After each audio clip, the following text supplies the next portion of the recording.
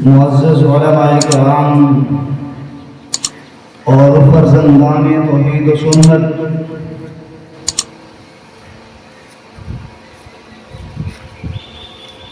امام کائنات حضرت محمد رسول اللہ صلی اللہ تعالی علیہ وسلم کی بعثت کے وقت تین بڑے مذہبی گروہ آباد تھے۔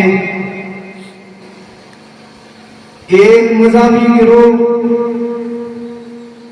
ملک شام کے ایریے میں آباد تھا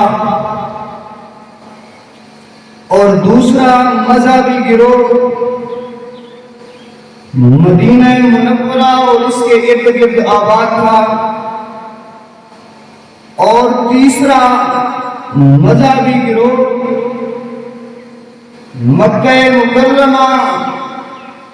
اور سرزمین حجاز پر آباد تھا۔ جو ملک شام والے تھے ان میں اکثر صوفیاء کرام، عبادت گزار اور پیران طریقت، یہ اس قسم کے لوگ تھے، اور مدینہ منورہ میں جو مذہبی گروہ آباد تھا وہ علماء یہود کا گروہ تھا، اور ان کو ناز اپنے علم پر، اپنے مدارس اور اپنے دار مفتاح پر بڑا فخر اور ناز کیا کرتے۔ اور تیسرا مذہبی گروہ وہ مکہ مکرمہ میں جو رہنے والا تھا وہ اپنی نسبت حضرت سیدنا ابراہیم علیہ السلام کی طرف کیا کرتے۔ ان کی عبادات کو دیکھا جائے تو جو ملک شام والے تھے، ملک شام میں جو آباد تھے، وہ 40 سال تک غاروں کے اندر رہ کر اللہ تعالیٰ کی عبادت کیا کرتے، اور ان کے جسم پر چربی کو چھوڑو گوشت بھی صحیح سالم باقی نہیں رہتا، اتنی وہ اللہ تعالیٰ کی عبادت کرتے۔ اور جو علماء یہود تھے مدینہ منورہ میں جو آباد تھے، ان کو اپنے علم پر اتنا ناز تھا اور معیشت پر چھائے ہوئے، اور انہوں نے اتنا اپنا تقدس بنایا ہوا تھا کہ ان کی تقدس اور پاک دامنی اتنی مشہور تھی کہ لوگ ان کے پاس آتے اور اپنے گناہ معاف کرواتے، 1000 روپیہ دے کر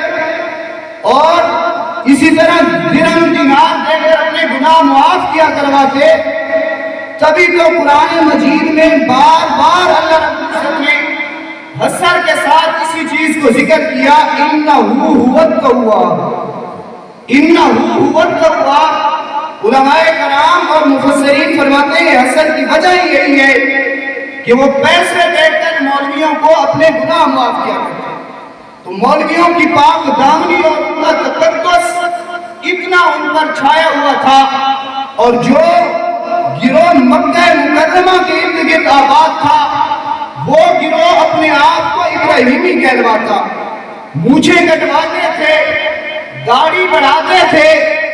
بغلوں کے ناک، بغلوں کے بال اور زیر ناف بال صاف کیا کرتے تھے، اور اسی طرح حاجیوں کو سردو پلایا کرتے تھے، بیت اللہ کی خدمت کیا کرتے تھے۔ اور جب ان سے پوچھا جاتا کہ آپ یہ کام کیوں کر رہے ہیں تو آگے سے جواب دیتے وجدنا علیہ آباءنا۔ اور امام قرطبی رحمۃ اللہ علیہ نے لکھا، اے اکابرنا، کہ ہم نے اپنے اکابر اور اپنے بزرگوں کو اسی چیز پر پایا ہے، اور وہ اس چیز کو ثواب سمجھتے۔ تو گویا کہ یہ تینوں کے تینوں مذہبی گروہ وہ عبادت کر رہے تھے، عبادت ان کے اندر موجود تھی۔ اب سوال یہ ہے کہ نبی کریم، آقا کریم، تاجدار کائنات، امام کائنات صلی اللہ تعالی علیہ وسلم نے وہ کیا مسئلہ بیان کیا، کیا پیغام لایا کہ مکہ والے بھی آپ کے دشمن بن گئے، مدینہ والے علماء یہود بھی آپ کے دشمن بن گئے، اور شام کے پیر وہ بھی آپ کے دشمن بن گئے، اور یہ سب عبادت میں مستی میں مست تھے، اپنے اپنے مذہب کی مستی میں مست تھے، ان کے زمینوں کے جھگڑے بھی چلتے تھے، کہیں گھوڑا آگے دوڑانے پہ جھگڑا، کہیں پانی پہلے پلانے پہ جھگڑا، ان کے یہ جھگڑے بھی چلتے تھے، لیکن امام کائنات صلی اللہ تعالیٰ علیہ وسلم کے اس مسئلہ کی وجہ سے وہ امام کائنات کے مخالف بن گئے، اور امام کائنات کے خلاف وہ سب اکٹھے ہو کر آئے، تبھی تو قرآن نے ذکر کیا احزاب، وہ سارے کے سارے جمع ہو کر امام کائنات صلی اللہ تعالیٰ علیہ وسلم کے دشمن بنے۔ زنیرہ کی آنکھیں نکالی گئی، سمیہ کے دو ٹکڑے کیے گئے، حضرت بلال پر ظلم ہوئے، حضرت خبیب کو سولی پر لٹکایا گیا، یہ آپ کے دشمن بنے، شیخ ابی طالب کی گھاٹی بھی آپ کو برداشت کرنی پڑی، آپ کی معصوم بیٹیوں کو طلاقیں بھی دی انہوں نے۔ تو اب مسئلہ یہ ہے کہ عبادت تو پہلے ان کے اندر موجود تھی، آخر وہ پیغام کیا تھا کہ اس پیغام کی وجہ سے یہ سارے کے سارے پیارے نبی کریم صلی اللہ تعالیٰ علیہ وسلم کے دشمن بن گئے۔ تو یاد رکھیں مسئلہ وہ یہ تھا کہ جو نبی کریم صلی اللہ تعالیٰ علیہ وسلم نے ان تینوں کے سامنے رکھا وہ یہی تھا، یا ایھا الناس قولوا لا الہ الا اللہ، قولوا لا الہ الا اللہ تفلحوا، اور ادھر شام والوں کو پیغام بھیجا، یا اہل الکتاب تعالوا الی کلمۃ، تعالوا الی کلمۃ، یہاں پر کلمات نہیں فرمایا، کلمہ وہ کیا تھا جس کو مصنف حالی مولانا الطاف حسین حالی رحمت اللہ علیہ بیان کرتے ہیں کہ وہ کیا تھی آواز ہادی، وہ کیا تھی کہ جس نے عرب و عجم کی زمین ہلا دی، وہ آواز کیا تھی، وہ بجلی کا کڑکا تھا یا کیا چیز تھی، وہ چیز یہی تھی، یا ایھا الناس قولوا لا الہ الا اللہ۔ اب اس دعوت کے بعد ان کے اندر جو شور اٹھا، انہوں نے جس چیز پر شور بچایا وہ شور کیا تھا، اسی شور کا تذکرہ کر کے میں آپ سے اجازت چاہوں گا۔ وہ شور یہ تھا، سب سے پہلا شور جس وقت نبی کریم صلی اللہ تعالی علیہ وسلم نے مسئلہ بیان کیا اور لا الہ الا اللہ کی دعوت دی، آگے سے شور یہ اٹھا کہ یہ سخت بڑا ہے، یہ سخت بڑا ہے،